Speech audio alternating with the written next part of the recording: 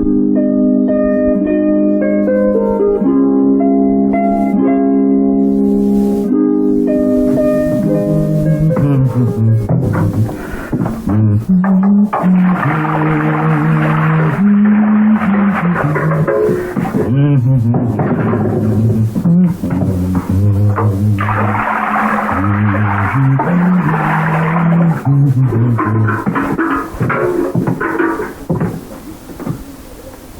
have a very fine figure, Mrs. Williams.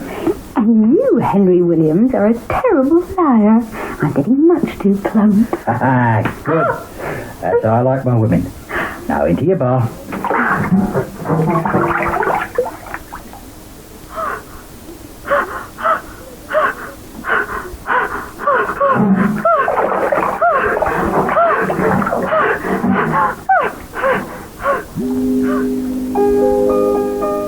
Poor Bessie by Jack Gratus, with John Croft as Henry Williams and Penelope Nice as Bessie Mundy.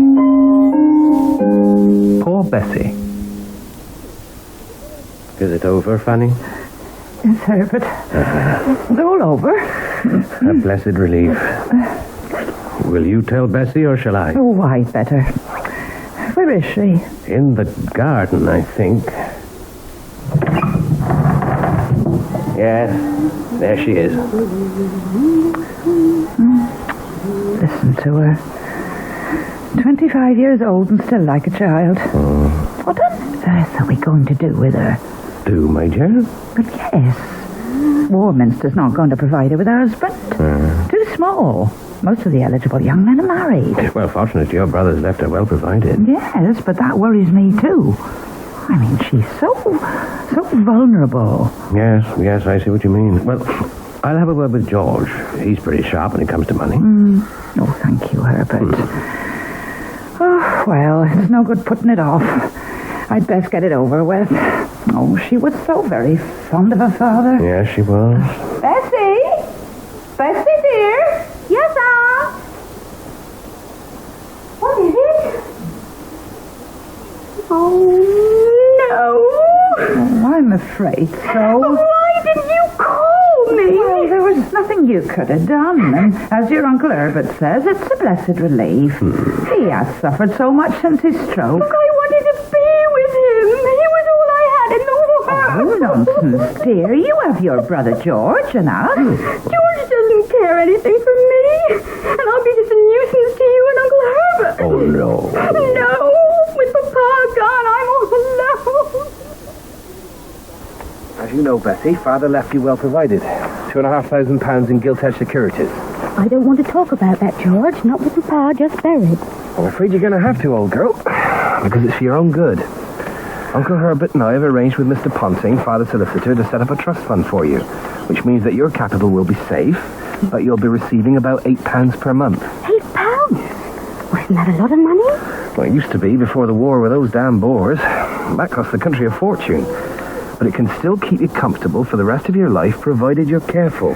Funny, me being the daughter of a bank manager and knowing nothing about money. Well, that's what Uncle Herbert and I realized. And that's why we set up the trust. It's to protect you. From what? Well, you know. You mean you don't think a man could love me for myself? We just don't want you to be in any danger, that's all. Sometimes I think I should like a little danger in my life. Schoolgirl talk, Bessie. You're too old for that. I'm really too old for everything, George. I'm very much afraid I'm going to end up one of those poor, sad spinsters you see about the place. And I cannot imagine anything worse than that. If you stayed in Warminster, perhaps. But I'll wager you'll meet a nice young fellow at one of those seaside resorts you're going to be staying at. And he'll sweep you off your feet and carry you off to some beautiful mansion. Just like you used to dream about when you were a child. Oh, George, do you think so? Do you really think so? Of course I do. I don't mind at all if he's as poor as a church mouse, as long as he loves me. Oh, you're so good to me, George. Everyone's been so kind since Papa died. I suddenly feel, I don't know, I feel that perhaps something wonderful is about to happen to me for the first time in my life. Now remember, Bessie, I'll be sending you your £8 every month. You must take care of it and see that you do not overspend. Yes, Uncle Herbert. And there's another thing. You're on your own from now on. Take good good care who you speak to, and if any strange man should address you, you just ignore him. Those seaside places attract all kinds of riffraff. Yes, Aunt Fanny. All aboard! Goodbye, Aunt Fanny. Goodbye, Uncle Herbert. Goodbye, Bessie. Goodbye!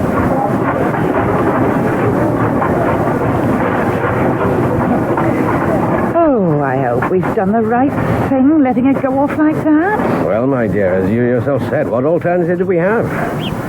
We're too old ourselves to be looking after her. George is married with his own family to take care of. No, she shall just have to make the most of it. And at least she will never starve. Yes, but what does she know of the world? She's so innocent. Brought up here in Warminster. Mother dead when she was a mere child. Her father doting on her, never allowing her to make a single decision for herself. And now we're sending her out into the world full of wickedness. My dear, you're worrying yourself for nothing. She'll be staying at decent places, under the eye of good landladies. What on earth can happen to her? A well-brought-up young woman like Bessie in an English seaside resort.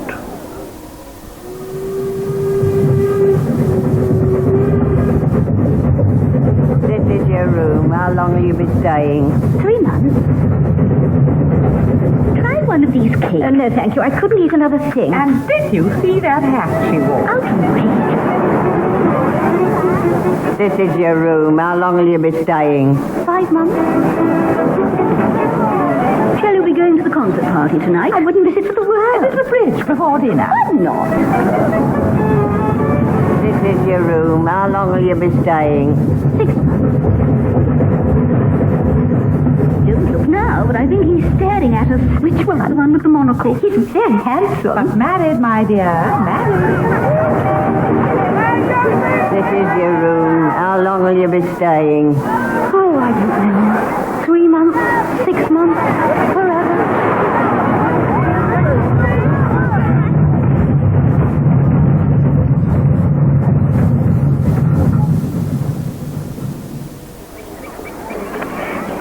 Love, Bessie. Dear Aunt, I am glad you and Uncle Herbert are both well. The weather in Clifton is very pleasant and not too hot for this time of the year. The boarding house I'm staying at is very nice, but I still miss my little room at Warminster and that lovely garden, even though it's 6 years since I was there. Excuse me, mind if I sit down? Oh, no. I've been watching you for some time, and may I say that you have a very fine figure. Beg your pardon? I see I've shocked you, but I'm a man who believes in speaking his mind straight off. Name's Henry Williams, and what's yours? Bessie Mundy. Miss or Mrs.? Miss. Ah, staying in Clifton long? I don't know. Not made any plans, eh? No, not exactly. My time's my own. Excellent, so's mine. I'm a furniture dealer and restorer. Antiques, that sort of thing. I go about the country looking for pieces to buy. I've a real eye for a bargain. That must be very exciting. I should like to occupy my time doing something like that. I seem to have so much of it. Come what may, time and the hours runs through the roughest day. That's Shakespeare. He's my favourite writer. Who's yours? Well, I don't really have one. I'm not much of a reader. Ah, literature, nothing like it. Feeds the soul, as they say. I'm writing a novel. It's called A Man Who Watched His Own Funeral. Oh, dear. What a sad title. Life's sad. You've got to take what you can get out of it before it's done, don't you agree? I've never really thought about it, but I expect you're right. Take my word for it, I know. I was in the army. You see everything there. I bought myself out after 3 years. Couldn't take it, obeying orders from people not fit to wipe your feet. Travelled here, there, everywhere since then. Been to Canada as well. Now there's a place for you. Canada? That's a very long way away. Ah, but that's where a man with enterprise like me can get on. Here you've got to be born in the right bed to make a go of it. You sound as if you was. What's your father? Professional? Trade? Papa was a bank manager. Was, you say? He died 6 years ago. You got any other family? Just my brother and my aunt and uncle. Here, in Clifton? No, they live in Warminster. So, you're all alone in the world, like me. Yes. Well, that's my good fortune. And yours too, I hope.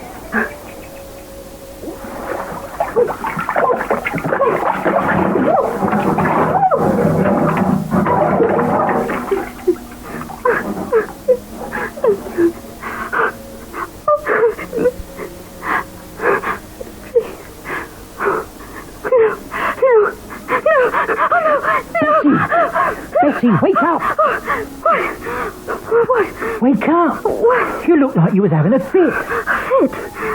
Oh, no, Henry. It was just a bad dream. I brought you your candle. Thought we'd have a bit of a chat. Oh, not now. Oh, come and sit by me and hold me. Please. It's about that money you said your father left you. 2,500, wasn't it? I don't rightly know, Henry. Or something like that. Uncle Herbert and my brother George attended to everything. Why worry about that now? I'm not worrying about it, Bessie. But we got to plan what we're going to do when we get married. Oh. I told you my idea for an antique shop. And I was thinking it'd be nice if we started up here, in Weymouth. Oh. Plenty of rich title folk come here for their holidays. With a nice little shop near the seafront, we'd have a good business going in no time. Oh, and can I help you? You let me help you run it? Yes, of course you would. While I'd be around the country looking for things to buy, you'd be looking after the shop. Oh, I'd love that more than anything. I'd be so busy keeping it nice and tidy and serving customers. Oh, when I was a little girl, I used to play shopkeepers with my brother. Oh, and Henry, we had such a lovely garden. Yes, that's all very well, but life's not a game, you know. We've got to get some capital. You can't start a shop without capital. I know, Henry. I only wish that Papa had money. That's what I mean, Bessie, love. How has it been left to you, in cash or what? Oh, I'm not quite sure, dear. It was all so complicated and difficult. I don't understand any of these legal things. You're not trying to hide something from me, are you? Some scheme you and your rich relatives have got up to? No. Oh, you're hurting my arm. I'm sorry, my love. Only we can't be starting out on the wrong foot, can we now? We've got to trust each other. Oh, yes, Henry.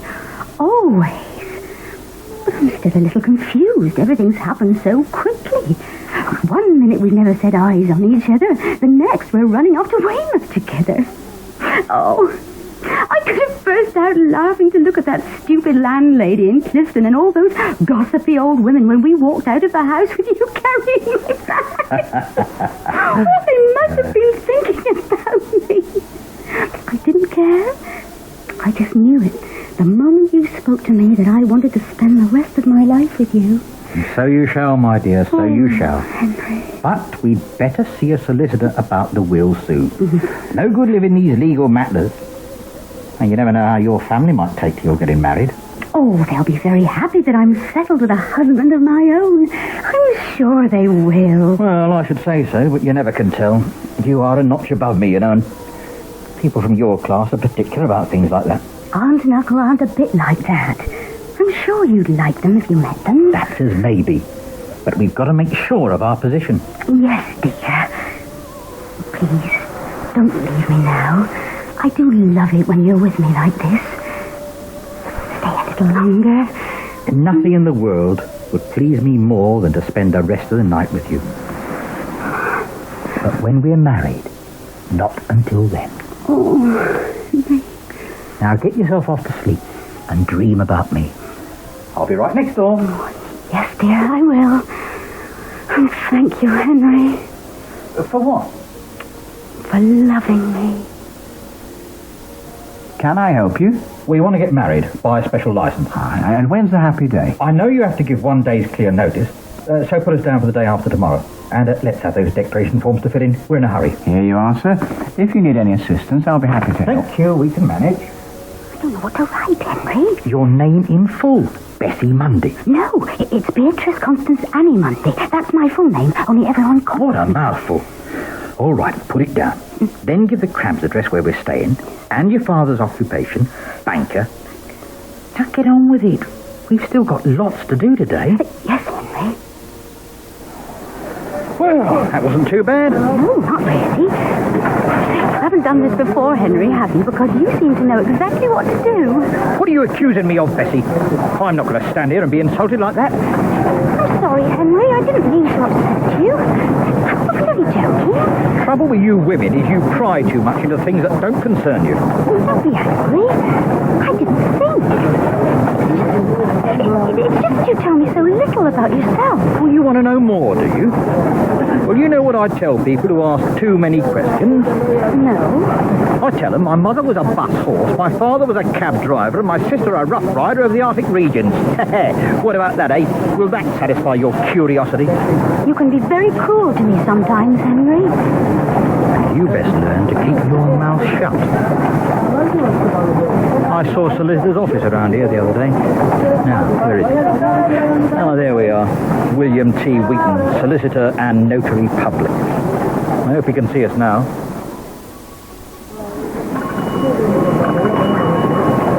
Wouldn't it be better if you went on your own, dear?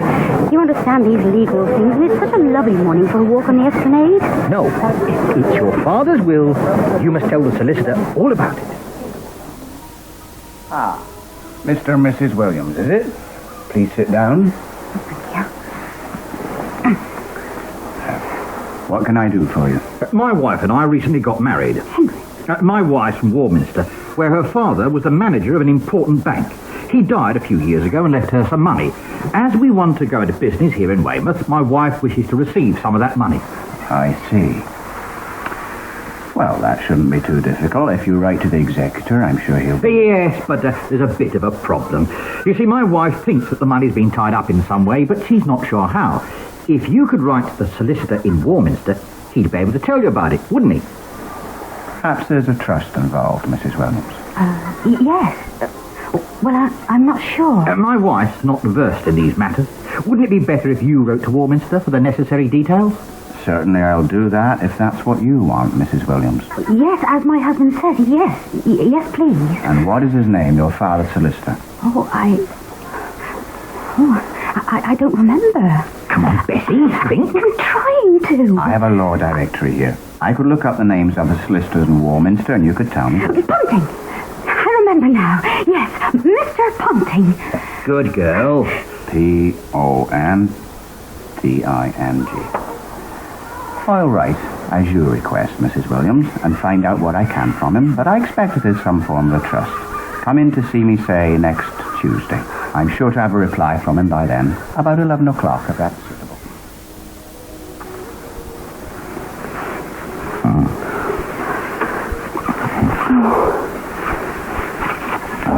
Oh, God, Henry, I want you to make love to me. Please. Oh, please. Later, perhaps, dearest. But first, I'd like you to write a letter to your uncle to tell your people we've got married. That's not till tomorrow. One more day, what does it matter? And if we write now, it's fait accompli, as you might say. And it's too late for them to do anything about it, in case they should want to stop it. But no. Yes, to catch the last post. All right, Henry. Your tea's ready. Thank you, Mrs. Crabbe. We'll be coming down right away. Get on with it now, Bessie. What should I say? Just say, dear uncle, I got married today. My husband, who I hope you will meet soon, is a good man and he makes me very happy. And don't forget to sign your name, Mrs. Williams.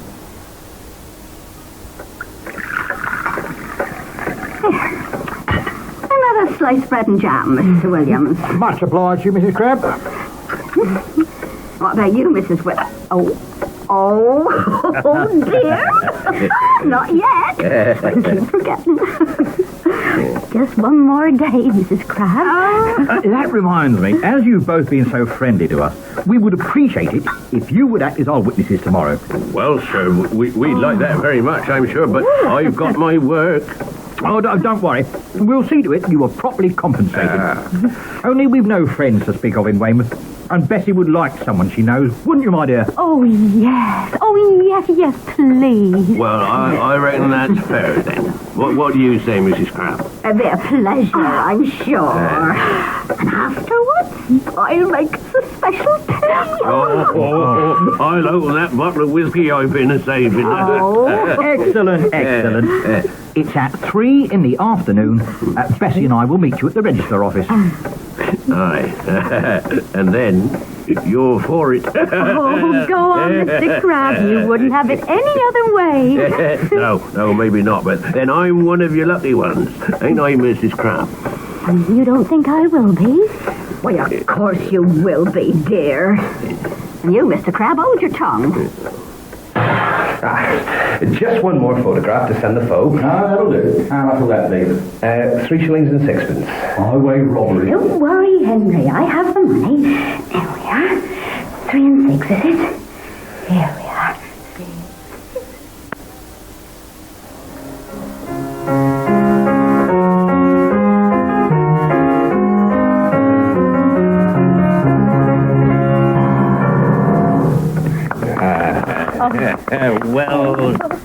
Well done, Mr. Williams.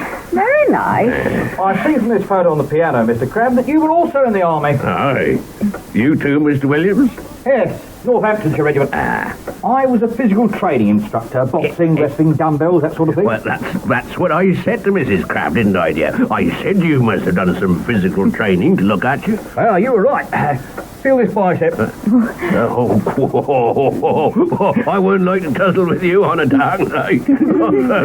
Why'd you leave, Mr. Williams? No place for a respectable man. Mind you, I was much too sharp for him. I knew those army regulations like the back of my hand.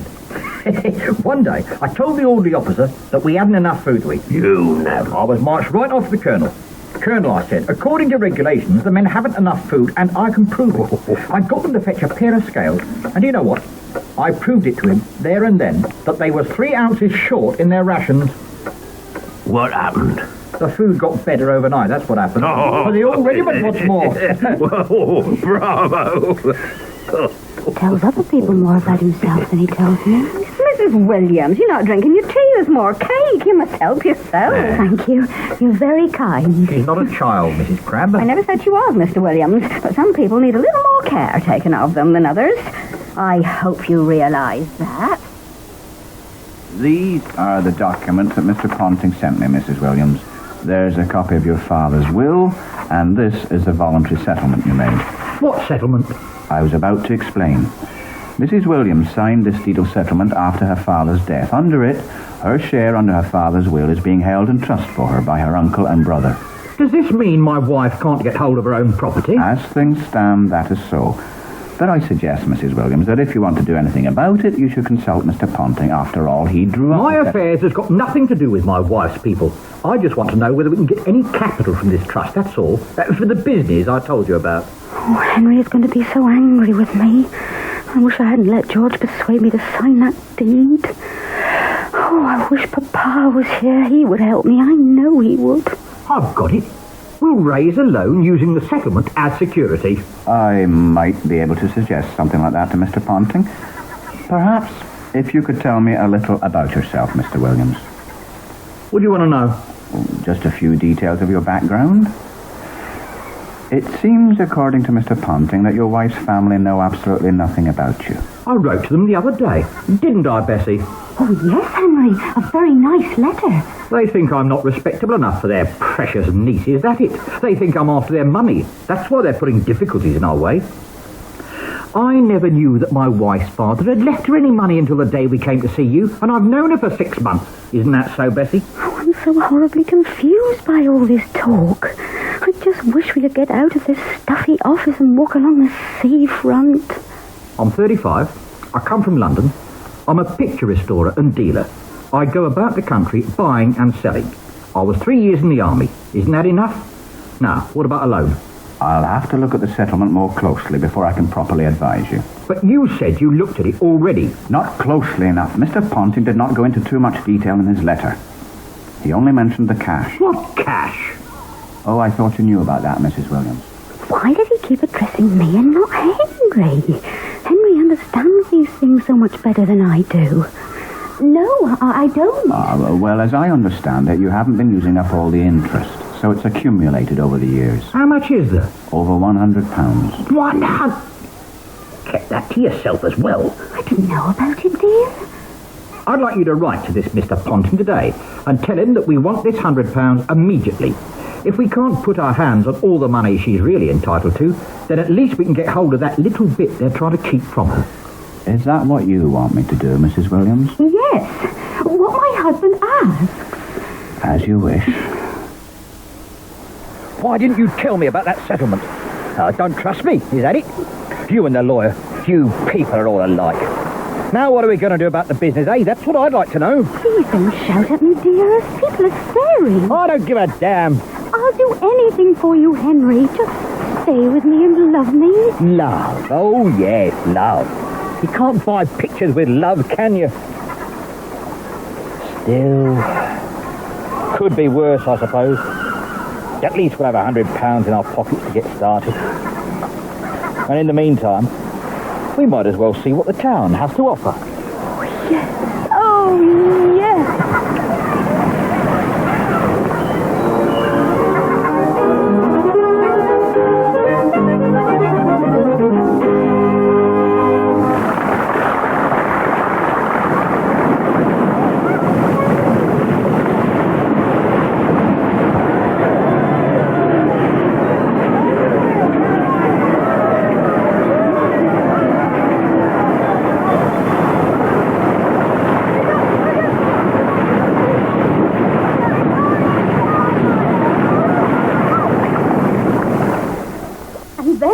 Crabbe, after we watched the Channel Islands steamer arriving, we went to the Jubilee Hall to see one of those moving pictures. It was the best I've ever seen, and it was so thrilling.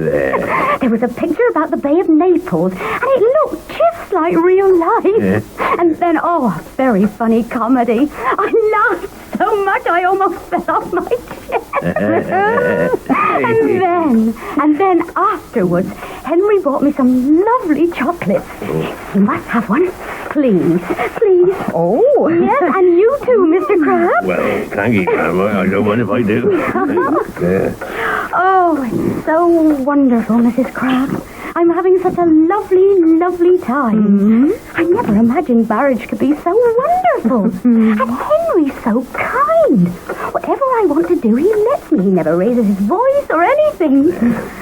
Oh, and to think I've been living alone all these years, going from place to place, just accepting that this was how things were for like women like me. Not knowing, not even realizing what bliss life really can be. Ah, that's very nice, Mrs. Williams. Very nice indeed. I only hope it lasts like that for both of you. Why shouldn't it? No reason. Only nothing does, you know? Well, ours will. I just know it. When you have a wonderful husband like mine, nothing can ever go wrong. Where is Mr. Williams now? He hasn't come down for his tea. Oh, dear, there I am forgetting again. He especially asked me if you keep something hot for him. He's urgent letters to write. It's about our shop, I think. Perhaps I'd better go up and see how he's getting on. Will you excuse me? Of course. Tell him his tea will be there for him whenever he wants it. Oh, you're very kind. You're both so very kind. I'm so lucky. I hope she's right. What do you mean, Mrs. C? Well, I don't know, but there's something about that husband of hers that worries me. Something not quite right. Oh, a bit of a rough diamond maybe, but no better, no worse than any other Londoner, I reckon. Oh, you men, you can't see beyond your noses. Oh.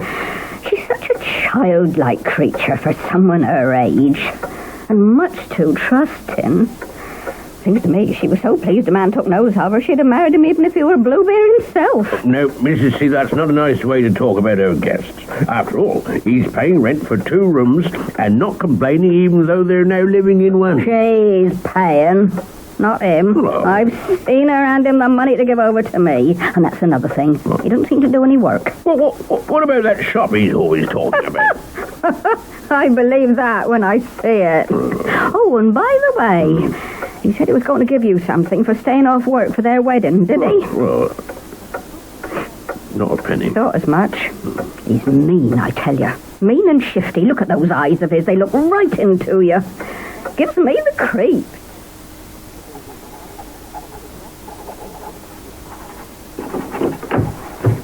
Henry? Yeah, what? Oh, did I startle you? I only wanted... Well, I wanted to... What, Bessie? Just to say that Mrs. Crabbe will keep your tea hot for you. The least you can do, the amount we're paying her. Now go away and let me finish these letters. I must get them off tonight. Oh, please, Henry. Can't I stay up here with you? All right, but sit in that chair like a good girl. Certainly, dear. And thank you. And for God's sake, Bessie, stop thanking me every time I say something. But you don't know how grateful I am. For marrying you. I know. You've told me often enough. Let's leave it at that, shall we? Who are you writing to, dear? What have I told you, Bessie? I don't like prying. Prying will just get you a clip around the ear. You understand me, Bessie? Yes, Henry. I received this cheque for you, Mrs. Williams, from Mr. Ponting yesterday. Let me see. It's made out to you, Mrs. Williams. How much is it for? The amount due to you, Mrs. Williams, is £135, 2 shillings and 11 pence, less Mr. Ponting's fee. And how much are you going to charge us? My fee is 2 guineas. A lot of money for a few letters, but I don't suppose we've much choice. Can we have the money now? I'll make a cheque out for you, Mrs. Williams, right now. Yes, thank you. Nope, not a cheque. My wife doesn't have a bank account. We want it in cash. A gold coin. That's not my usual practice. We must get it in cash now. We want to start our business before the season ends. I've seen a place for sale and I want to buy furniture. Ain't that so, Bessie? He said nothing about it to me. But then he doesn't tell me everything. It's because he's got so much on his mind at the moment, poor man. Mrs. Williams? Oh, yes, as my husband says. I suggest then, Mrs. Williams, that after you have bought what you need, you put the rest into a bank account. There's quite a lot of money here. Yes, thank you. I will. If you'll excuse me a moment, I'll instruct my clerk to go to the bank and cash it immediately. Gold coin, don't forget. These damn solicitors. They're all the same, making difficulties just to earn extra fees. He seems to be doing the best he can for us, Henry, and he did get us the money. Hell, what do you know about anything, Bessie? Not very much, I'm afraid. But I am making an effort to understand because I want to help you in the business. It's just that Papa, well, he never taught me anything about the world. What happened in the bank wasn't for little girls to think about. And after my mother died, he just wanted to make life as easy as possible for me, I suppose. Well, a damn good job he made of it. You're the most ignorant... Here we are. I'll just count them out to make sure. No, don't bother. We're in a hurry. Here you are then, Mrs. Williams. I still think you should put this straight into a bank account. Yes, thank you. Come on now, Bessie. Please, Henry, you take them. They're much too heavy for me to carry. Yes, dear, I think that's wiser. I say, it's such a grand morning. Why don't we go along to Alexander Gardens and spend an hour or so listening to the band? No, Henry. But I thought you'd take me to see the place you told the solicitor about. What place? Oh, yes, the shop. Yes, well, I tell you what, love. You go along to the gardens, and I'll go and deal with it. Then if I can get the seller to agree to everything I ask, I'll bring you along to see it. All right, dear. But walk the way with me, please. You know how proud I am to be seen with you. I only wish Aunt Fanny and Uncle Herbert could see how happy we are. We will go and visit them soon, won't we, dearest? Yes, of course. Soon.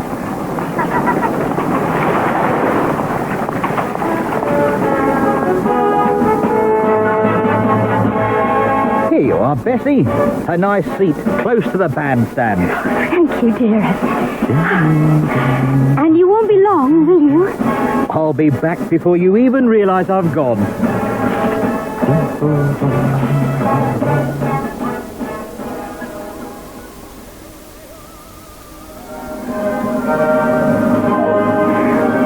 Concert finished. He's still not back. What could have happened to him? I hope he's all right.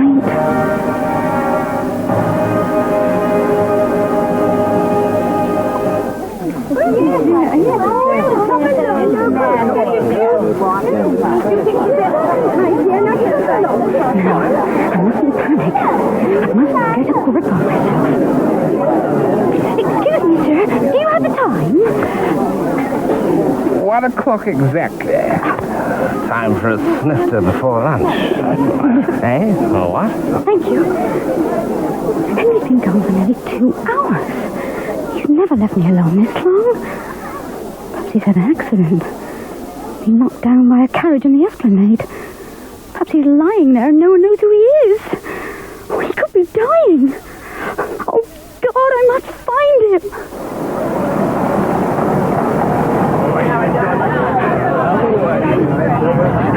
I say, steady on now. You mind? I'm sorry, but I must find him. I must find Henry. What a nerve. All right.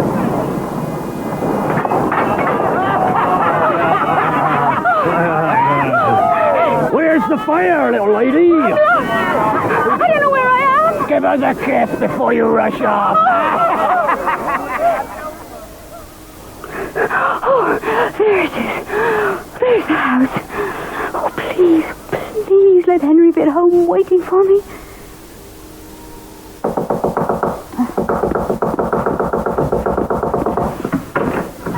Mrs. Whalen. Is he here? Yes, dear. He's been back. Oh, thank God. But he's gone again. Gone? Gone where? To London. Why London?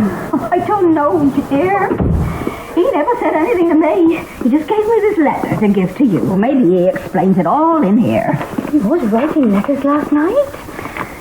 Shall I leave you to read it? No, you read it to me, please. I don't think I can. Well, let's sit down calmly then. Dearest, I fear I have blighted all my bright hopes of a happy future. Yes? I have caught from you a disease which is called... Now, I think you should read this for yourself, Mrs. Williams. No, please, go on.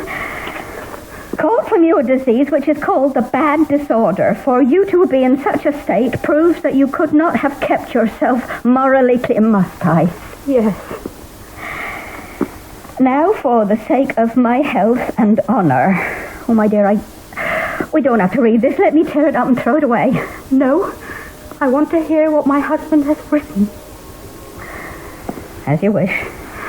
For the sake of my honor, and yours too, I must go to London and act entirely under the doctor's advice to get properly cured of this disease. It will cost me a great deal of money because it might take years before I am cured.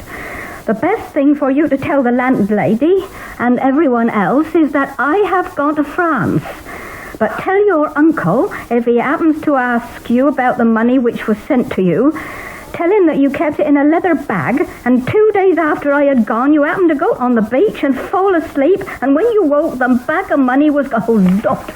Buff, what kind of man is this? He said he loved me. Dear child, you're very fortunate to be rid of him, as I hope you are.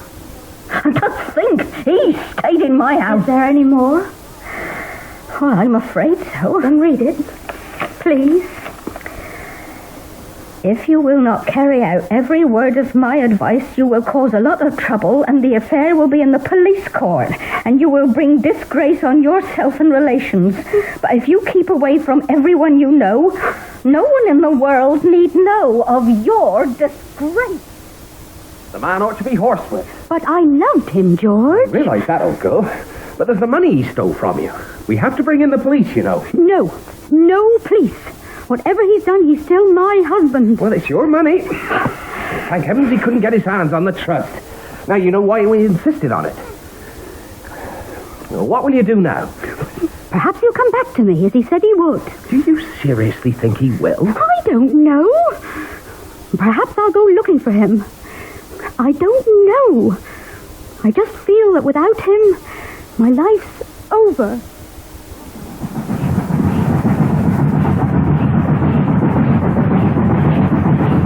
I've been watching you for some time, and may I say that you have a very fine figure. Henry, where are you? A very fine figure. I forgive you everything. Please come back to me. I can't stand to be alone anymore.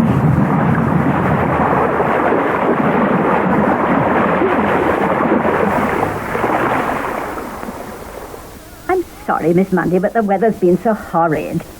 Your Aunt Fanny will not be pleased with me. She so wanted you to get well here in Weston-super-Mare. Oh, it's not your fault, Mrs. Tuckett. If I had the choice, I think I'd go further south in March. Weymouth is nice. I don't like Weymouth. I'll never go there again. Sorry, my dear, I forgot, and so really should you. It's nearly 2 years now. Yesterday it was exactly 18 months since he left me. Well, count yourself lucky, that's all I can say. Lucky? That's what everyone keeps telling me. But they don't realise meeting Henry was the only nice thing that ever happened to me. He made me feel alive. And since he left, I've been as good as dead. Travelling from place to place like a corpse in a coffin. Always hoping that in the next town, the next resort, I'd bump into him and he'd take me in his arms and tell me he loved me. I think we could do with some fresh flowers in this room. I don't suppose you'd like to go out and buy some?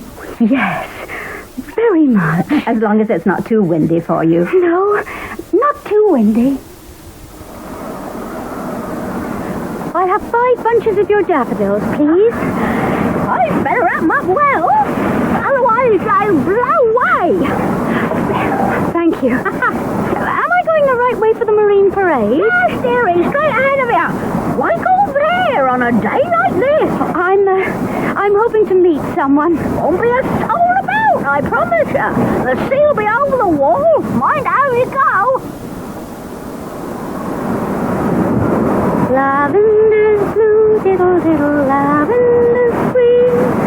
When you are king, diddle, diddle, I shall be your queen. May I say, Mrs. Williams, that you have a fine figure.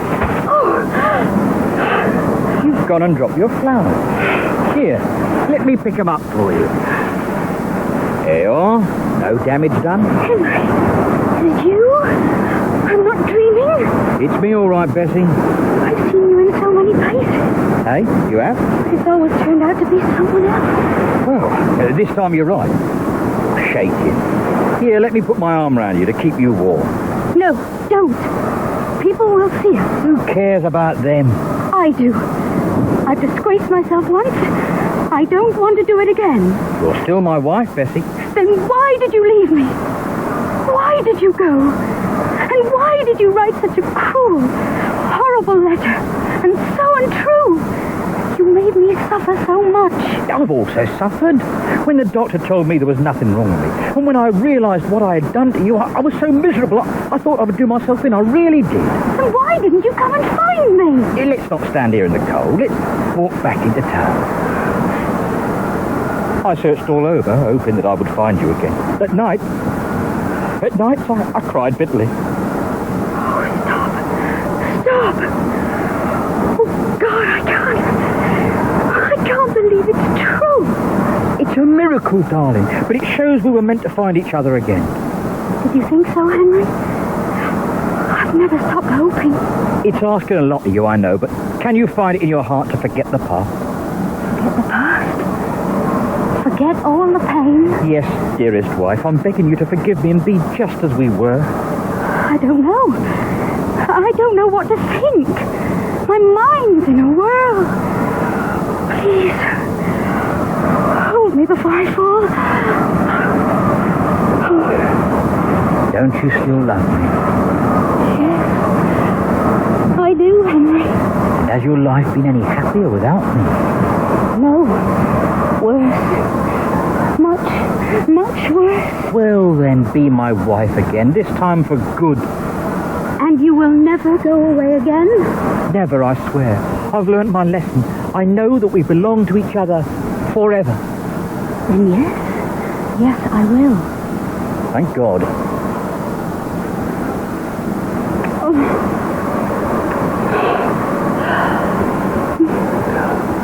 Oh, Henry, I would like to go to church. Church? What for? So that we can be properly married. No, dearest. I've got an even better idea.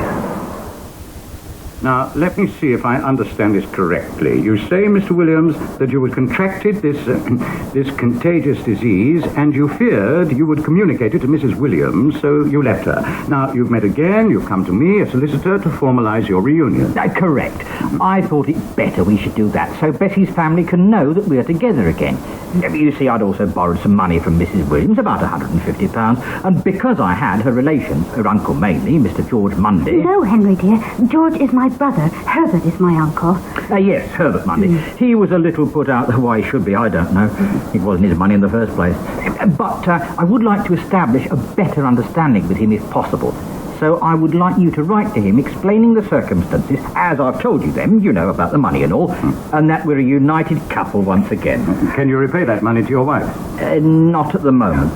Some of it. I said not at the moment, but I'll do whatever it takes to earn back her love and forgiveness. Perhaps you give your wife a promissory note. Otherwise, I don't see how you're going to establish better relations with Mr. Mundy. A promissory note? What an excellent suggestion. Why didn't I think of that? And you'll tell her people that I signed one. Certainly, if you wish me to. Now, if you'll wait a few minutes, I'll go out and dictate the note, and you can sign it as soon as it's ready. Miss Mundy, you're in my care. Your aunt especially asked me to look after you. Now this terrible man comes along and you want to go off with him. How can you be sure he won't leave you again, or worse? Worse, Mrs. Tuckett. Nothing could be worse than that. But he is still my husband, and I have promised to forgive him. He has also suffered. Suffered my foot. The man's an out-and-out rogue, if you ask me, Miss Mundy. Mrs. Williams. I am Mrs. Williams. I shall go with my husband wherever I choose. Rather that than be imprisoned in a place like this for the rest of my life. Well... March 1912. Dear Mr. Mundy, after what has occurred, I count it my duty to write you expressing my sorrow for the past events, and vow to take every advantage of every hour of every day to prove myself before the eyes of my wife and her relatives a true and worthy husband.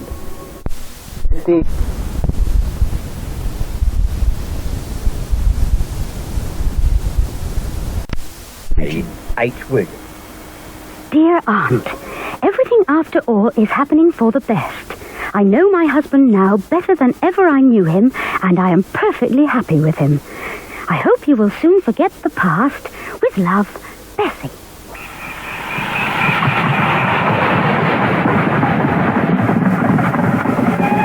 Bessie, that promissory note I signed in front of that solicitor in Weston for the money I took from you. We won't be needing it now we're together again. No, Henry. I don't even know why you bothered to sign it in the first place when you know that whatever I have is yours. Not tear it up. Yes, dear.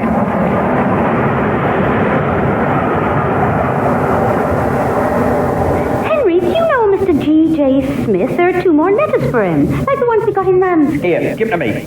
Was he a friend of yours? Mind your own business. But Henry, I only... Damn it, woman, I said give them to me. Oh! Canada. That's our next stop after Herne Bay. Yeah, listen to what it says here in the newspaper. Canada carries off the palm as the most attractive part of the globe for the person seeking new horizons. Well, that's me. I'm always seeking new horizons. I don't care where we go, dearest, as long as we're together. Herne Bay, next stop. Next stop, Herne Bay. Yes? Can I help you? I saw in your window an unfurnished house to rent, number 80 High Street. Oh, yes, that's Mr. Wilby's house. Very nice, very comfortable, very convenient for the shops. What's the rental on it? Let me look it up. Number 80...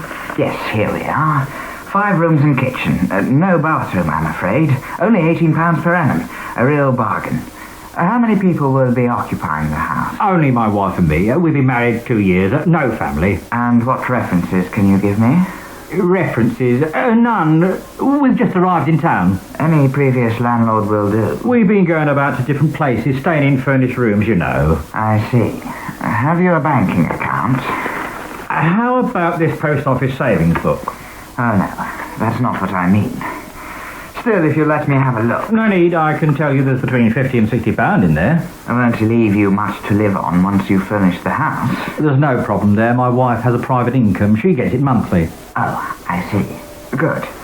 And your occupation, Mr... Now, Henry Williams, I deal in antiques. I might as well tell you it's all a bit of a romance.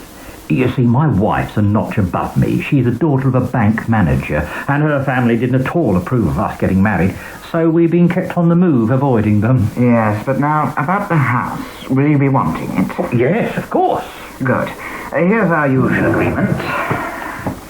if you could just sign your name there and there.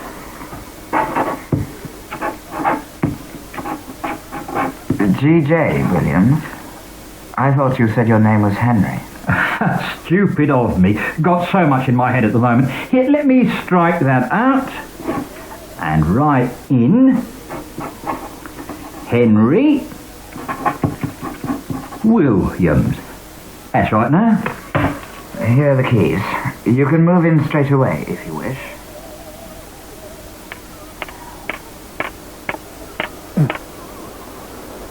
Yeah, that should hold it. What do you think of the sign on the gate, Bessie?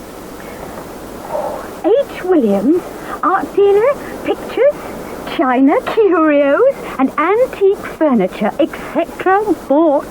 Oh, it's lovely, Henry.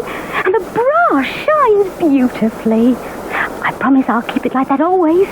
Happy are you, Mrs. Williams? What a question to ask. How could I not be? Living in my very own house with a husband who loves me. It's all I've ever wanted. Oh, of course, the garden is small. Oh, back home in Warminster, our garden was... Oh, shut up about that. I was only going to say... Don't ever speak about it. Makes me sick to listen to you. Yes, Henry, I understand. No, you don't. You understand nothing. What can you know of slums? I mean real slums. Rats crawling about, the walls so damp they make everything rot. That stink of rot, I can smell it still. It's always with me. Other people can smell it too, and they turn their noses up at me. People like your family and those damn lawyers always talking to you as if I'm invisible. Well, damn it, I've had enough of that. Nobody's going to treat me like dirt anymore. I'm going to make damn sure of that. Morning. Morning. Good morning, Mrs. Millgate, Miss Stone. Lovely morning. Going to do some shopping? Thought we'd have a stroll by the seafront. My wife's finding it very stuffy indoors, aren't you, dear? Yes, dear. I'm not surprised. This July's one of the hottest we've had for years. Odd sort of couple, wouldn't you say? He looks like a drayman with those big shoulders of his and that thick moustache. Oh, I thought he was quite good looking, really. She's a bit simple, though, isn't she? Oh, no, I wouldn't call her that, Mrs. Stone. I've chatted to her, and she seems very sweet and very well brought up. Much too good for him. Wonder what made her marry him. Well, it takes all sorts.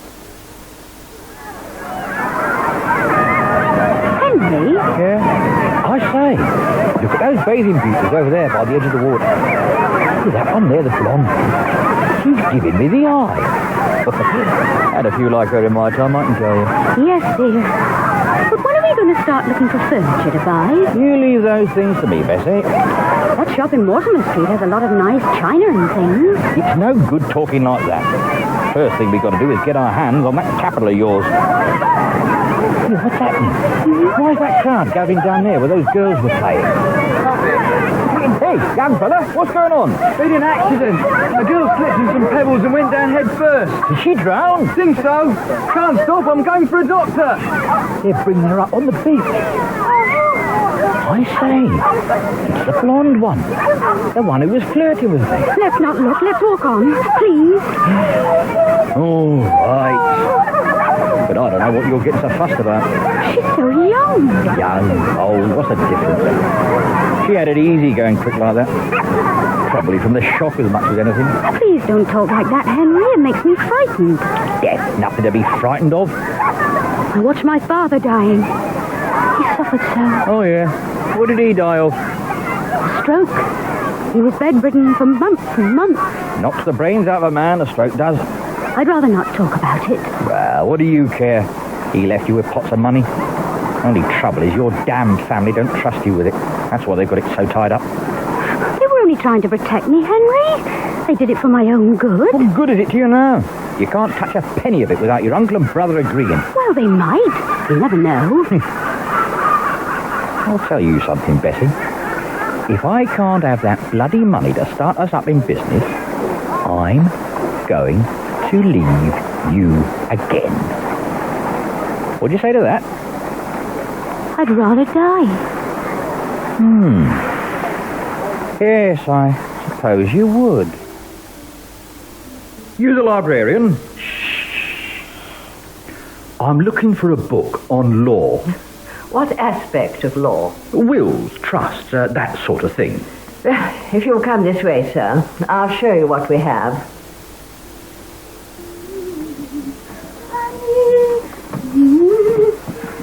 Shut up with that tune, Bessie. It gets on my nerves. And what do you think you're doing with that feather duster? Dusting, Henry? I'm doing the best I can, but I've never had to do it before. We always had maids. We always had maids. We'd have a maid now if we had some money. Do what you like, but just don't disturb me because I'm doing something very important.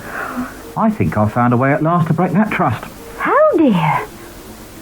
I read in this law book that if we make 2 wills, you leaving me everything you've got and me leaving you everything I've got, then that'll do the trick. So I'm writing them out now and we'll sign them in front of a solicitor when I've finished. All right, Henry. I do hope it'll work. Oh, it will, don't worry. I know my law. No, they're no good, I'm afraid. But I read in this law book... Mr. Annesley, don't you see we need that money? We want to buy a house and set up business. It's wrong we should be prevented from doing it. Nothing to be done about it, Mrs. Williams. This settlement you signed... was made to sign. Are you suggesting that your wife was forced to sign the deed? Yes. Not really forced. I thought not. But I was very young when I signed it. Let me understand you both. You're asking me to find a way to revoke the trust? Yes, that's it. Revoke the trust. They never thought I'd marry. Well, perhaps they did, but to the wrong sort of person. Just because Mrs. Williams is a notch above me, being the daughter of a bank manager, doesn't mean that I'm not respectable. This is beside the point. You can, of course, make proper mutual wills, leaving each other your money, but whether that will have the effect of revoking the trust during your lifetime, Mrs. Williams, is another matter. I do not think it will, but I don't want to be dogmatic about it. Is there nothing we can do? Yes, I think we ought to take counsel's opinion. See what he has to say.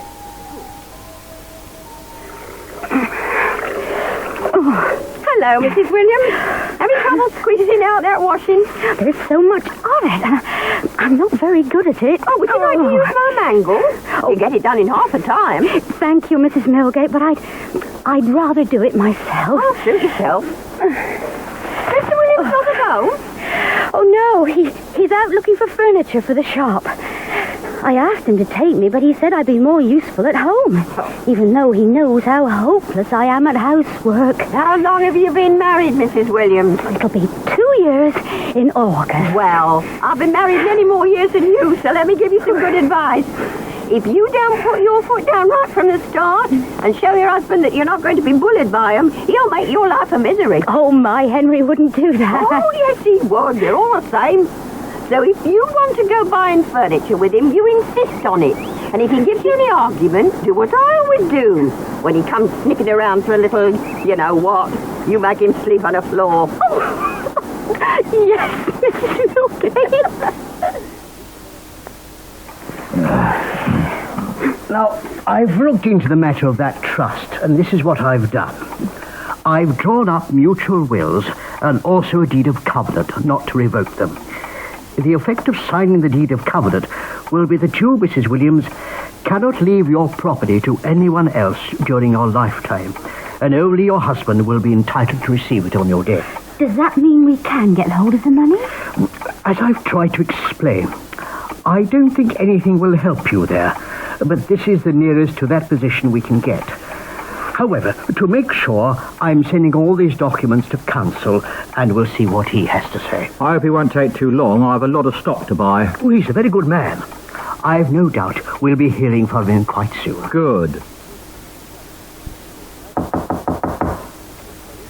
You better go, dear. There may be someone answering our advertisement for rooms to let. Not after all these weeks. Here, what do you want? From Mr. Annesley. Brought counsel's opinion from Mrs. Williams. Good. Give it here. Sorry, got to give it into Mrs. Williams' hands. Mr. Annesley's orders. Damn you. Bessie, come here, quick. Yes, dear. Right, give it her. Counsel's opinion, Mrs. Williams. Oh, but my husband... Take it, will you? And you, off. Right, let me have it. And be quiet while I read it. Thought as much. All against me. The fact that I'm your husband doesn't seem to matter a damn. Oh, dear, does that mean What belongs to you belongs to me. That's the law. But not when the husband's not of the same class, it doesn't. I'm sure Mr. Annesley's only trying to do his You're on best. their side, ain't you? You all stick together. Well, let me tell you something, Bessie. Whatever happens now is all your fault. The lot of you. You're all to blame. The position, according to council, is that whatever we do, the trust remains as it is. At any time, the trustees can, in fact, use the funds to buy you an annuity, and there's nothing you can do to stop them. If they do, your husband will not receive a penny of your money on your death. Oh, dear, did you tell Henry about this? Yes, and he's read council's opinion.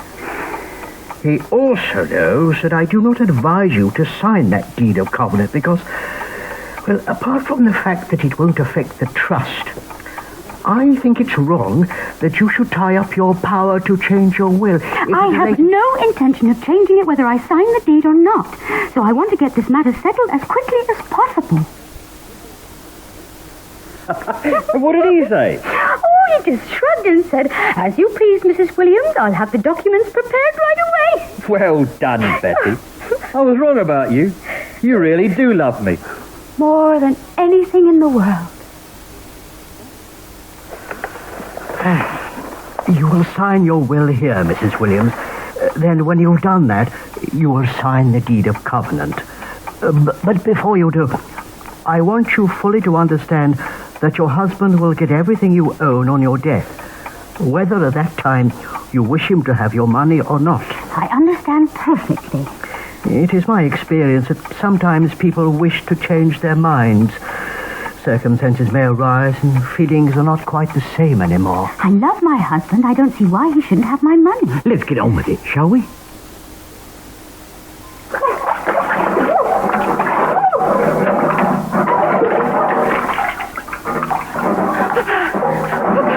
Help me! I'm drowning! Papa! Oh, Papa! Papa! Bessie, wake up! Wake up! Oh, Henry! Oh, darling!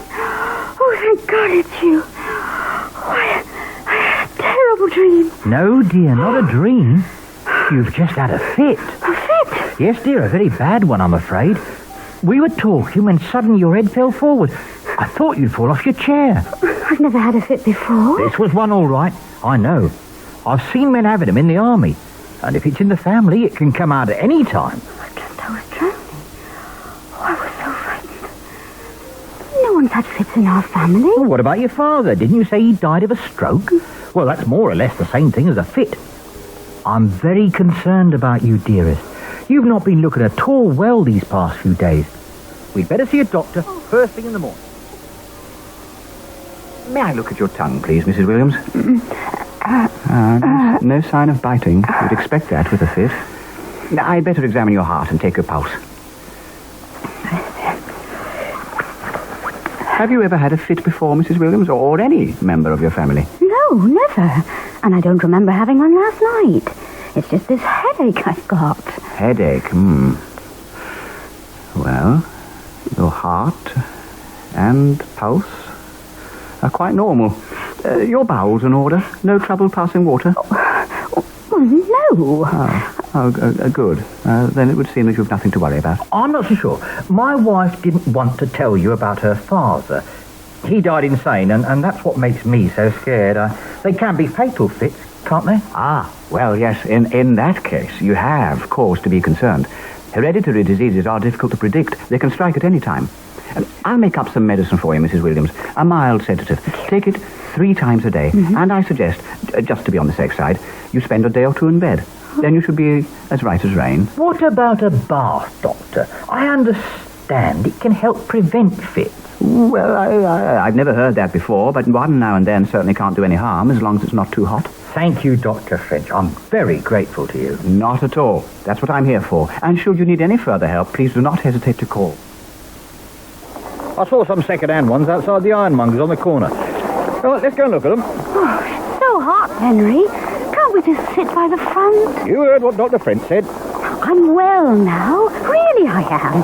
It's just a terrible heat. A fit is a fit, dear. And as the doctor said, they can be fatal, so we mustn't take any risk. Here we are. He's marked it up at 40 shillings. I want you to go in and offer him 30 shillings. I'll wait out here for you. But why me, Henry? Because, dear, you've got to start getting used to bargaining if you want to help me in the shop. 40 shillings. Take it or leave it. No, 30 shillings. 35. 30. Not a penny more. You try the hard bargain, lady. All right, 30. I'll make a dealer of you yet, Mrs. Williams. Thank you, Mr. Williams. Steady now, Mr. Hill. Find the paintwork. Right here, next to the bedroom, so my wife doesn't have far to walk. She's not been at all well of late. That's it. Yeah, the bath looks very nice there. Now, when we get more furniture and paint up the place a bit, it'll be perfect. Thank you, Mr. Hill. Is it all right, dear? Yes, Bessie. Right next door at the top of the stairs. So it'll be easy to bring the water up from the kitchen. And I'll put a chair in for your clothes. Oh, you think of everything, Henry. I try to. Now, I'll fetch you a glass of warm milk to help you to sleep. Oh, I'm sure I will. I'm very tired. Wake up, Bessie. For God's sake, wake up. You've had another fit. No, Henry, I haven't. I just fell asleep. What time is it? Past midnight. Then why are you dressed? I'm going to fetch Dr. French. Oh, am I ill, Henry? Oh, please tell me. I think so, dearest. But don't worry. I'll have the best medical men in Herne Bay to make you well again. I don't feel very ill. I'm sure it's just the heat. But Henry wouldn't be in such a state if I wasn't. Oh, am I going to die, I wonder? If I am, please, God, let me not go like Papa. Oh, let it be quick and painless, and let Henry be close beside me. Have you recently been woken up, Mrs. Williams? Yes, Doctor, at least it seemed like it. But Henry... As I told you, Dr. French, she definitely had another fit. Exactly like the first one. Unconscious, then twitching, and her mouth opening and closing all the time. I thought it might be the end. I really did. I know you're upset, Mr. Williams, but please try to be calm. How are you feeling now, Mrs. Williams? A headache, but otherwise... You see, that's what's so worrying about them. They come so suddenly, my wife can remember nothing about them afterwards. I'll prepare some more medicine for you, Mrs. Williams, and I'll call again during the day. Meanwhile, just rest quietly.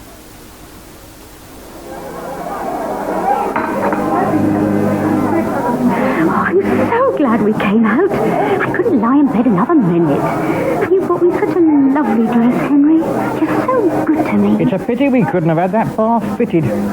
Carrying buckets of hot water up and downstairs will be so much trouble. I don't think a bath's necessary anymore. I feel fine, really I do. That's what you thought yesterday. And look what happened last night.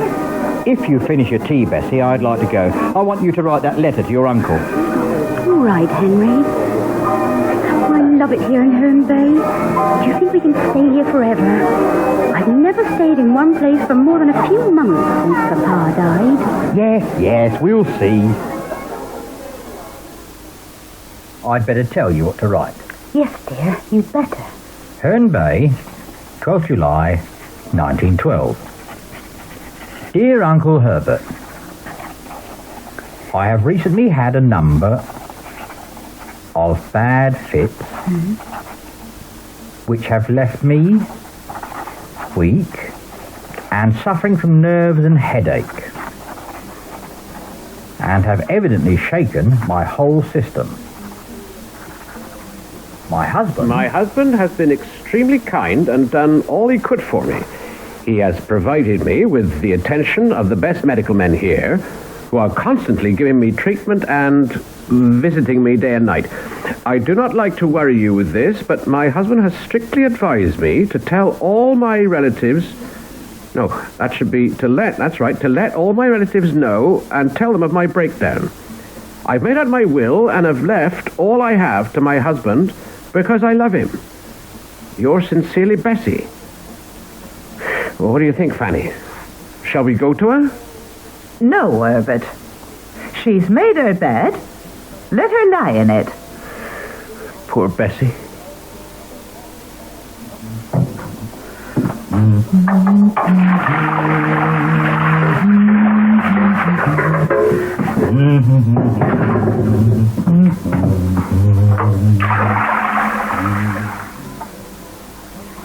Your bath is ready, Mom. Thank you, my man. Let me just finish pinning up my hair. And how is Mom feeling this morning? Tired, but otherwise quite well, thank you. Then I shall help Mom to the bathroom. Yes, but you mustn't come in, you naughty man. Here, let me help you take off your nightgown and nightdress. You've a very fine figure, Mrs. Williams, if I may say. And you, Henry Williams, are a terrible liar. I'm getting much too plump. Good. That's how I like my women. Now, into your bath, but take care. We don't want any accidents, do we? Oh, this is lovely. May I wear my new dress today, Henry? Of course. Now, you lie back and enjoy it while I soak your legs. Oh. Remember that girl on the beach? The one who drowned? Yes, dear. That's what gave me the idea. What idea, darling? To kill you. You see, it was in very shallow water, probably less than you've got in the bath. So I realised that if I took you by the ankle, like this, then pull you up quick, like this.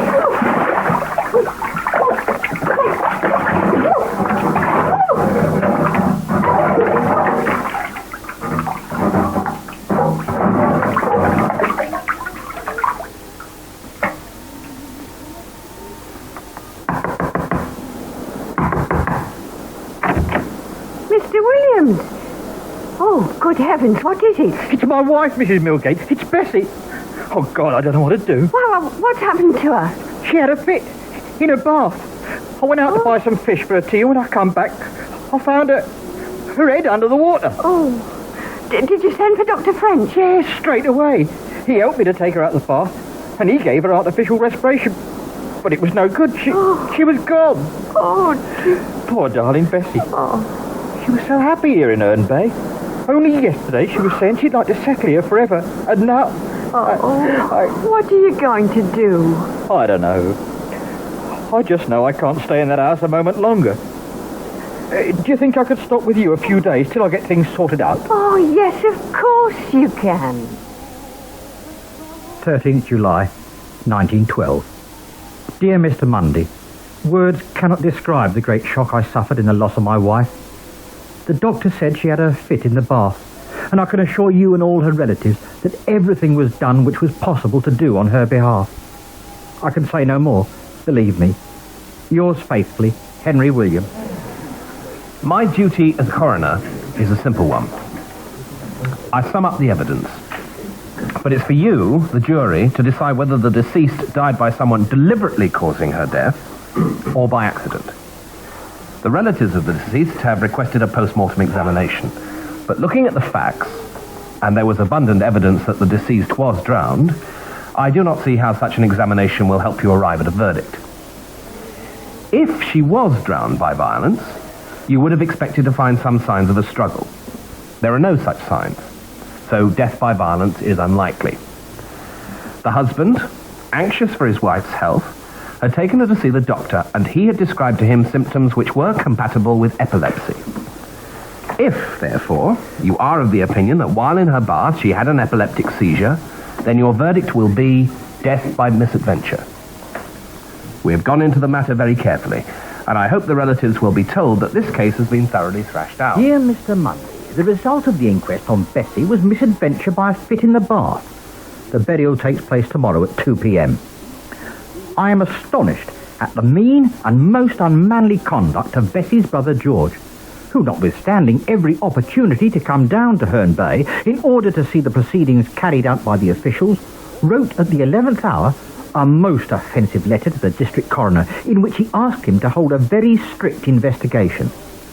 I will leave you to guess what the coroner, doctors, jury and police thought of such a letter. As for myself, the time will come when, with all the feelings which becomes a man, I shall demand from Mr. Brother George his reasons for writing that letter. I have not got over the shock of losing the one I thought more of than anyone in this world. The only comforter I have now is the great God himself, to whom I pray and rely for sufficient strength to bear this terrible calamity. Humbug. That man's duped the coroner and the rest of them, just as he duped poor Bessie. He never even gave George a chance to get to the inquest. Well, that's because he didn't want him there. Oh, nor at the funeral. His letter arrived after it was all over. Yeah, I wonder why. Herbert, you don't think... Oh, I don't know what to think, Fanny. The whole business from start to finish has been so extraordinary. And because that poor silly girl made her will in his favour, he will get every penny. Is there nothing we can do to stop him? Stop him? No. Delay, perhaps. Unless, of course, we could prove that he... No, but we can't. So there's no point in speculating. No, I'm afraid he's got the better of us. Damn him. Mr. Hill? That bath my wife bought from you, will you take it back, please? I won't be needing it anymore. I've come to pay next month's rent on the house. I suppose you read about my poor wife. Terrible business. Dr. French has advised me to go away for a change of air to get my nerves quieted down. I won't be going far nor for long. But while I'm away, I'd like you to look me up a little place in the country with some land. Nothing too expensive. About £400 maximum. To buy, if it's suitable.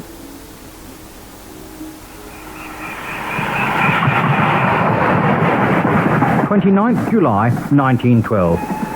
Dear Mr. Annesley, I shall be leaving Margate to go further into mid-Kent buying antiques. Those Mundies asking for details about my history is all bluff. All they need to know is that I am the lawful husband of the deceased. Otherwise, what's the point of a will? 6th December, 1912. Dear Mr. Annesley, the Mundy solicitor is taking up too much time paying me what is, after all, only my due. I want you to demand that they settle the business without delay. P.S. And tell anyone who might inquire about me that you have no instructions whatsoever to disclose my address or business affairs to anyone.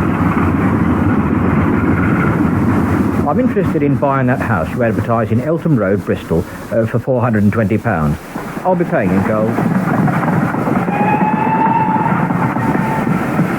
I'm interested in buying that house you advertise in Oak Road, Bournemouth. The one for £180. In Queen's Avenue, Southsea for £400.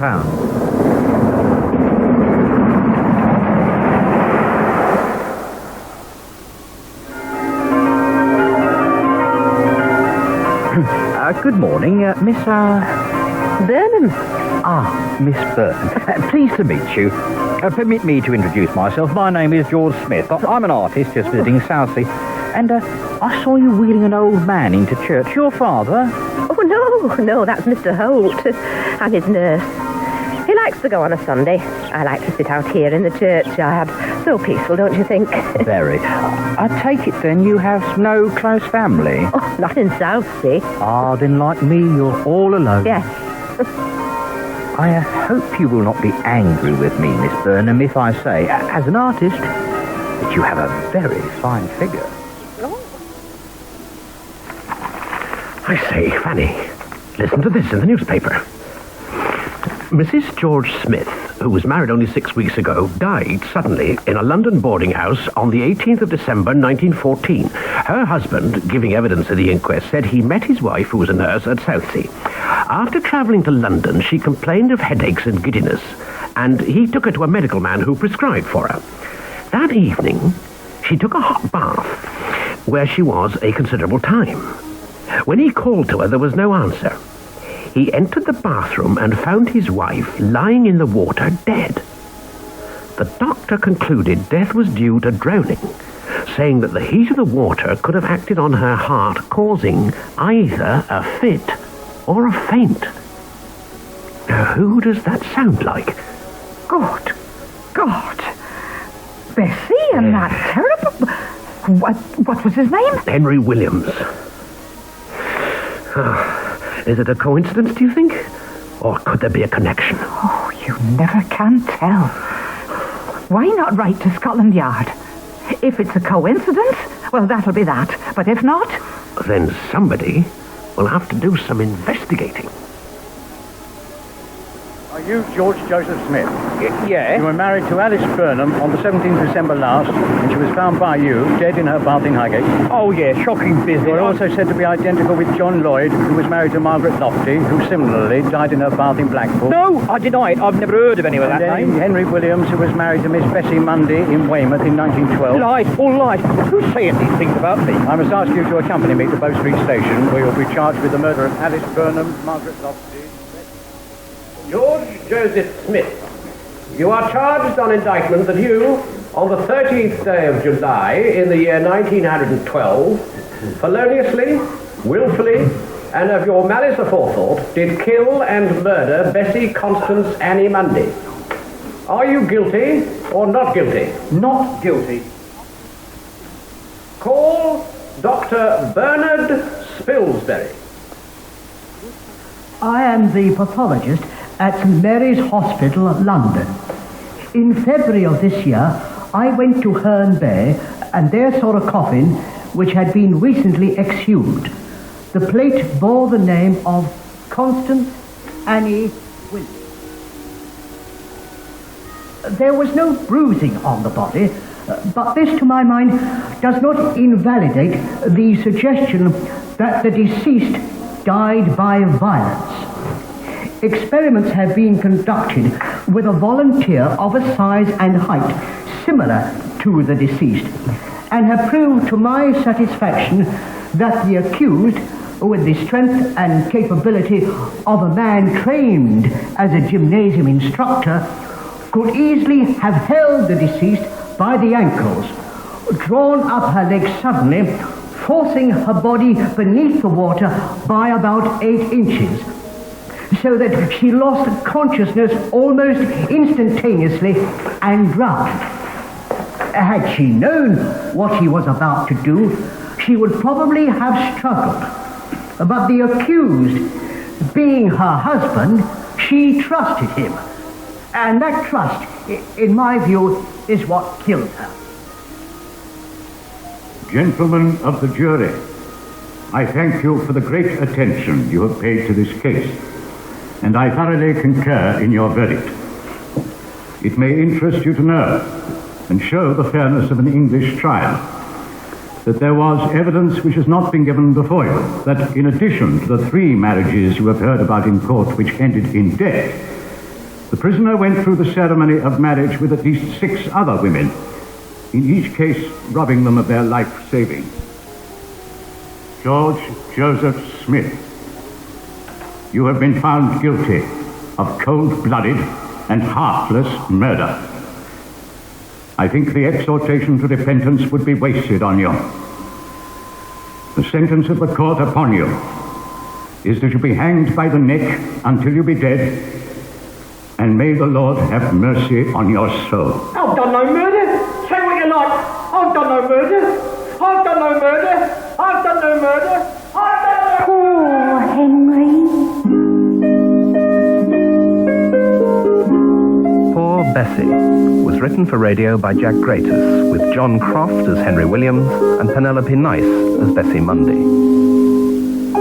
The rest of the cast: Uncle Herbert and Mr. Crabbe, Edward Desouza; Aunt Fanny, Anne Jameson; Mrs. Crabbe, Gwen Cherrell; Mr. Wheaton and Dr. French, George Parsons; Mr. Annesley and Dr. Spilsbury, Alan Thompson; George Mundy and the coroner, Trevor Nichols; Mrs. Millgate, Pauline Letts; Mrs. Tuckett, Peggy Ann Wood; and Mrs. Stone and Alice, Tessa Worsley.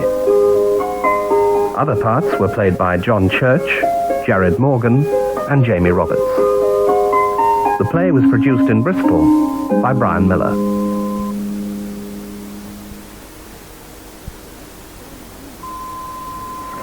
The late Glenn Gould, a pianist noted for his sensitive interpretation of Bach, retired from the concert platform at the height of his fame to pursue a love affair with the microphone. In tomorrow evening's Sunday feature at 10:15, Jeremy Seepman explores Gould's subsequent career in the recording studio, and in the process unearths a complex and controversial personality. Now let's take a look at the weather forecast for tomorrow. Northern and eastern Scotland will have a cold and cloudy day with sleet or snow at times. The remainder of Scotland, together with Northern Ireland and Northern England, will be generally drier and brighter, but some sleet or snow showers are likely in places. Wales and central and southern districts of England will have a mainly dry start to the day, but some rain or sleet will spread from the west during the day, turning to snow on higher ground and perhaps on some lower ground as well.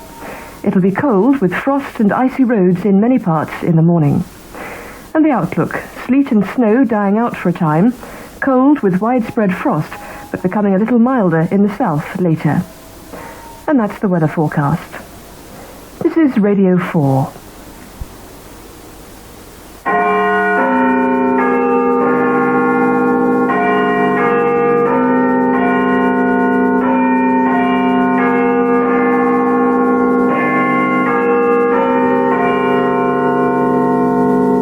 BBC News at 10 o'clock. This is Simon Vance.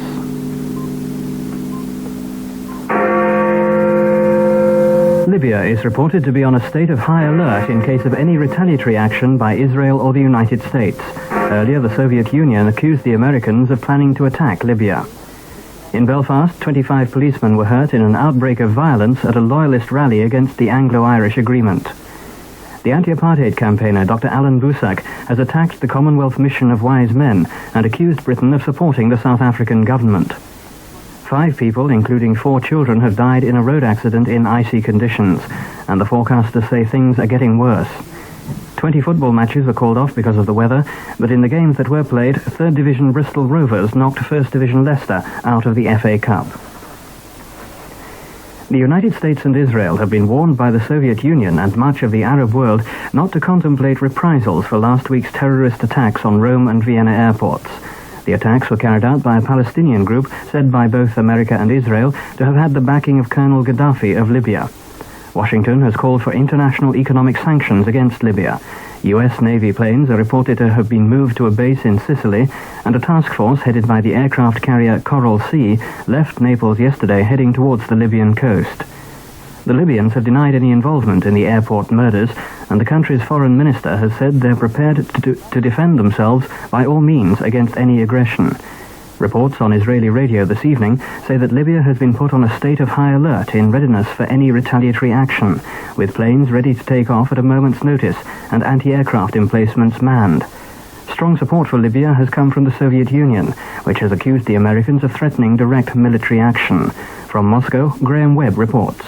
In the first Soviet reaction to the terrorist attacks, the government newspaper Izvestia said in a commentary that both before and after them, Libya had utterly condemned acts of terrorism and threats to the lives of innocent people. And the accusations that had been made against Libya, it said, of course, had nothing to do with reality. The United States and Israel were trying to use the airport attacks in order to step up their aggressive actions. And despite what President Reagan had said in Geneva about regional conflicts being a serious threat to peace, it was clearly the policy of the Americans not to allow such regional conflicts to die down if the balance of forces did not turn out to their advantage, and at the same time to kindle new regional conflicts in all their various spheres of interest. An article in the Soviet army paper Red Star this morning said the United States was planning a direct invasion of Libya, and that officially inspired leaks that American troops had entered the Mediterranean area on a high level of alert were intended as a cover for a secret plan to launch an airstrike against Libya. Libya may seek further support at next week's meeting in Morocco of the Islamic Conference, which has 45 member states. Many Arab countries have already warned the United States and Israel against taking retaliatory action. Concern about possible reprisals has been expressed by, among others, Syria, Saudi Arabia, Kuwait and Egypt.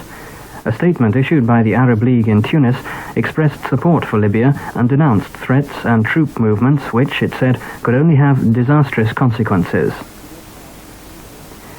A protest rally by young loyalists in Belfast ended in violence outside the Anglo-Irish Secretariat building Maryfield. As a crowd of several thousand gathered, rioting erupted involving about 150 of the Unionist supporters. They just reached the end of a 5-day march from Londonderry in protest against the Anglo-Irish Agreement. 2 cars were set on fire and police were attacked with stones, bricks and chunks of wood. 25 policemen were injured and 3 people were arrested.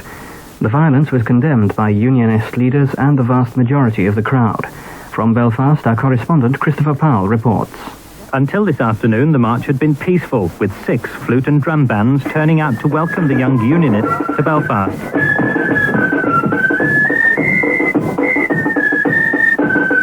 The procession, when it arrived at Maryfield in the pouring rain, had swollen to several thousand people. There was an uneasy start to the rally, and after about 20 minutes, a group of youths uprooted a concrete drainage pipe, smashed it on the ground, and hurled the pieces at the RUC.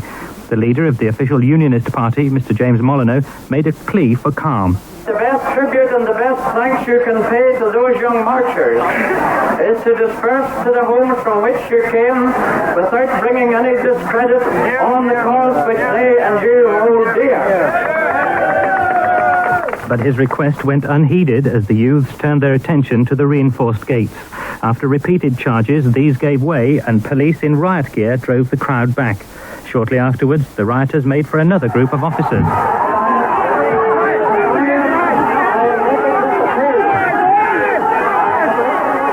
2 unmarked police cars were overturned and set alight, as the majority of the crowd went home peacefully, Mr. Molyneux having left them in no doubt about the Unionist Party's opposition to the Anglo-Irish agreement. Ian Paisley and I and all our colleagues stand shoulder to shoulder. We'll continue to do precisely that until this evil thing has been purged from our midst, and hopefully in the days thereafter to build a strong and prosperous Ulster. The rally was ended early. Organisers feared it would get even more out of hand. The crowds dispersed quickly, and Maryfield is now peaceful. The funeral has taken place in Portadown in County Armagh of Reserve Constable Michael Williams, one of 2 policemen murdered by the IRA on New Year's Day. After the service, the president of the Methodist Church in Ireland said the time had come for the Catholic Church to distance itself from terrorists. The Reverend Hamilton Skillen said the Church must do more than condemn terrorism verbally. He also called on the Protestant community to support wholeheartedly the Royal Ulster Constabulary. The South African Defence Force said tonight that 2 white people were killed and 2 were injured in a landmine explosion close to the border with Botswana. A Defence Force spokesman said a light truck detonated a landmine on a farm in the northern Transvaal province. The 2 people who were killed were a 55-year-old man and his daughter-in-law. Over the past 6 weeks, there's been a series of landmine explosions on South Africa's borders. A leading anti-apartheid campaigner in South Africa has launched a strong attack on the group appointed by the Commonwealth Conference to encourage political dialogue between Pretoria and black leaders. The group, known as the Commonwealth Eminent Persons Group, was given permission to go to South Africa 6 weeks ago, but no date has yet been set for the visit. The president of the World Alliance of Reformed Churches, Dr. Alan Busak, gave a warning to South Africa's black people to be wary of the Commonwealth mission and not to give it credibility. He was speaking at a funeral service in Soweto for victims of the recent unrest. Journalists were banned from the service, and Dr. Busak clarified his remarks later. From Johannesburg, our Southern Africa correspondent Graham Leach reports. This was the strongest attack yet on the Commonwealth mission by one of South Africa's anti-apartheid leaders, and could presage a boycott of the group by some black activists should it come here. Dr. Busak said the Commonwealth group was born as a result of Britain's insistence on not putting pressure upon the South African government. I distrust that, he said. He accused Britain of openly and tacitly supporting Pretoria and of giving the government time to do whatever it was doing. He accused Britain of selling out the blacks when